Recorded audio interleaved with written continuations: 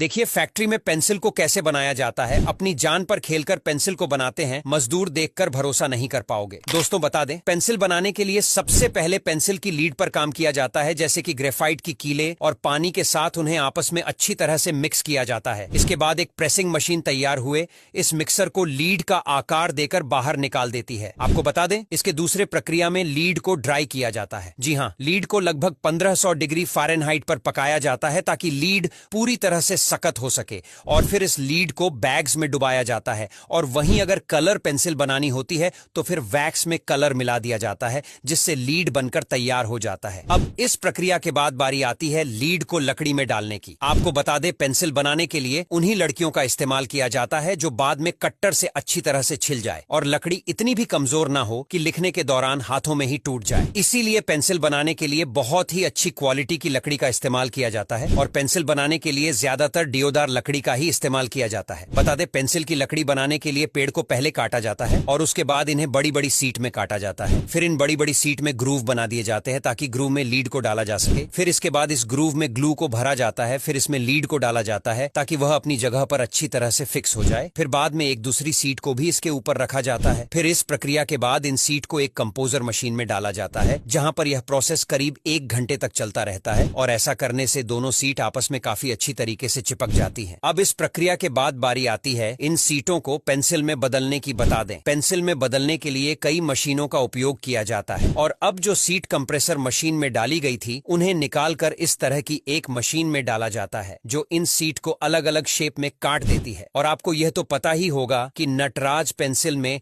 Hexagon shape का use किया जाता है, जिसके लिए इस तरह की प्रक्रिया 2 बार किया जाता है। इस प्रक्रिया के लिए पेंसिल को लुक्यूरिंग हेड नाम की मशीन में डाला जाता है, और आपको बता दें, इस मशीन का काम होता है पेंसिल को पेंट करना, और यह मशीन इस काम को बहुत ही तेजी के साथ करती है। जी हाँ, इस मशीन में काफी तेजी से एक एक करके पेंसिल जाती रहती है और पेंट होकर कुछ ही सेकंड में बाहर आती रहती है, और इसीलिए पेंसिल को पेंट करने के लिए इसी मशीन का इस्तेमाल किया जाता है। और कई जगहों पर इन पेंसिल्स को वर्कर्स भी पेंट करते हैं, और फिर पेंसिल का पेंट सूखने से पहले पेंसिल पर स्टैंप को लगाया जाता है। और आपको बता दें, इन पेंसिलों पर स्टैंप लगाना भी बहुत ही बारीकी का काम होता है, इसीलिए इस काम को वर्कर्स के द्वारा नहीं कराया जाता है, बल्कि एक तरह की स्मार्ट मशीन का इस्तेमाल किया जाता है, जो बहुत ही स्मार्ट तरीके से और फास्ट इन पेंसिल्स पर स्टैंप को लगा देती है। और कई फैक्ट्रीज इन मशीनों का इस्तेमाल इसलिए करती है क्योंकि इनको ऑपरेट करने में खर्च भी काफी कम आता है। हालांकि पेंसिल तो अब पूरी तरह से बनकर तैयार हो गई है, लेकिन आपने कई बार देखा होगा कि कई तरह की पेंसिलों के ऊपर रबर लगी होती है, जिसे बनाने के लिए काम और भी ज्यादा बढ़ जाता है। तो रबर को बनाने के लिए सबसे पहले रबर को हीटिंग मशीन में डाला जाता है। और आपको आपकी जानकारी के लिए बता दें, इस मशीन में पुरानी खराब हो चुके रबर को भी डाल दिया जाता है, जिससे पुरानी खराब रबर भी नई हो जाती है। और इस रबर को सख्त करने के लिए